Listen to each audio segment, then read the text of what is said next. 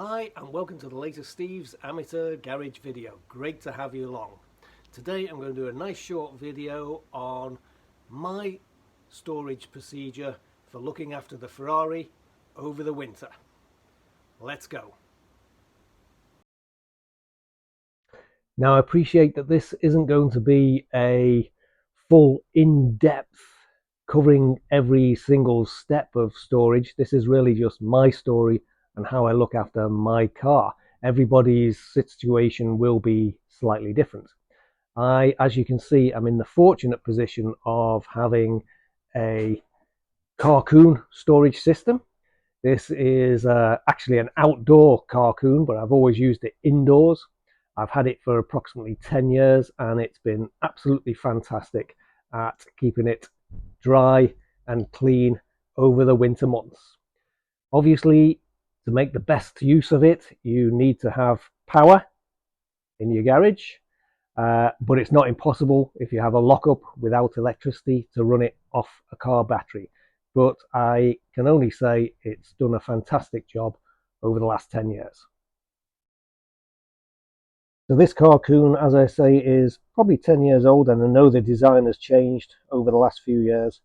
But this one has the ability to maintain the car battery while it's being stored inside the car.Coon, which is really great. It keeps that battery topped up, and it also means if we do have a power cut, it will run the car.Coon off the car battery. So the first step would be to disconnect the power, unzip it, and let the whole thing deflate.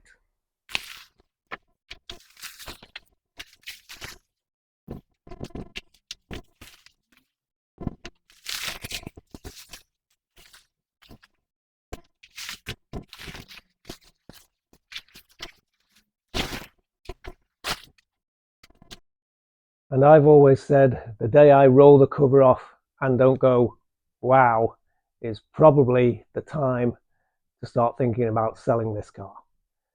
But not yet. So the first job is pump the tyres up. We'll unlock her,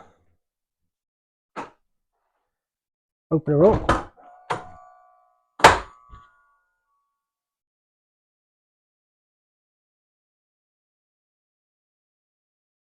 You'll always hear the hydraulic pump for the gearbox, runs for about 15 seconds. And we'll get inside, switch the immobilizer off and start her up. Not forgetting to disconnect the battery maintenance unit first, which I have hardwired in behind the passenger seat. It's far easier to wire it in there than it is to try and put it on the battery, which is way down in the passenger footwell. So there's a simple routine for starting a Ferrari 360. If the little red light is flashing just down there, that's the immobilizer, and you can turn the key as many times as you like with that light flashing and it just will not start. You have to press the key fob close to it, light goes out, insert the key,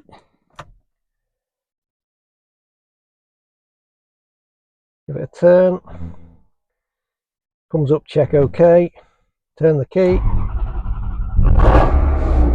starts right up. Every time a winner.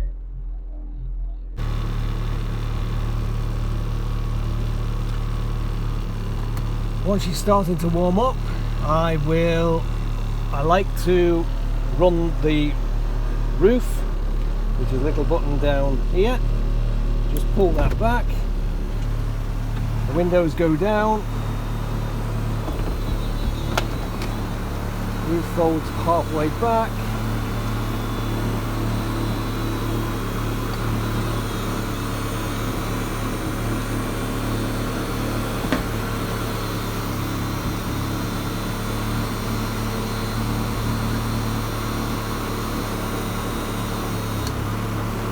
Wait for the bleeps, and if you keep your finger on the button,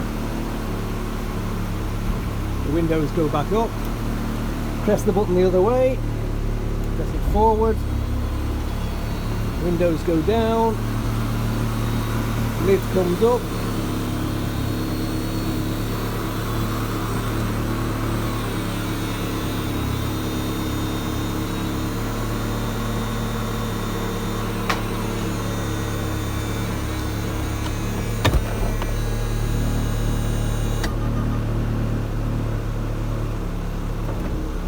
and the windows come up. And I like to run that a couple of times every month just to keep it nice and free and running smoothly.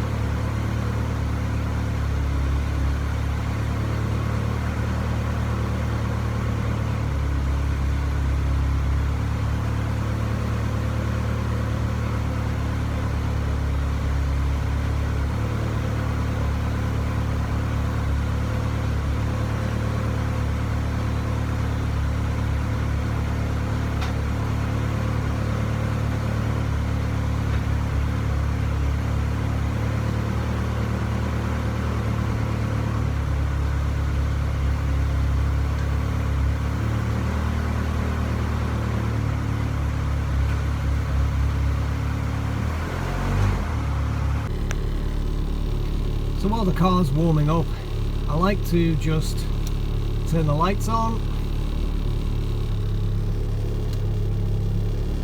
make sure they're still working, do the indicators, all good,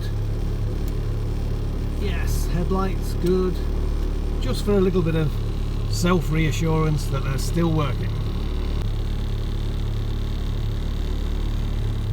I like to run the car for about 10 minutes, let's get some temperature in the water, oil pressure looks good, everything's going well. So what I also like to do is just open the engine cover, which is this lever here. That's always worked because it gets used on a regular basis, but the one that gets stuck is a manual pull cable, which is down that hole there. You can see it inside there. If I get my fingers on that and just give it a little tug, you will see it opens the filler cap. Now when I first bought this car about 5-6 years ago, that hadn't been used in an awful long time and was absolutely seized solid. So every month I like to just give that a little pull and make sure it's still nice and free. And the other cable to release is just under here. I've just got my fingers on it, and if you give it a little pull, it will release the bonnet manually. So we don't forget to reconnect the battery maintenance unit just behind the passenger seat. And a few minutes later, there we are, fully inflated, and the car is now protected, safe and sound in its carcoon. So there we are guys, just a few simple procedures, just takes half an hour just to keep the thing from not seizing up over the 6 months or so where it's not going to get used. And all I can say is, roll on summer.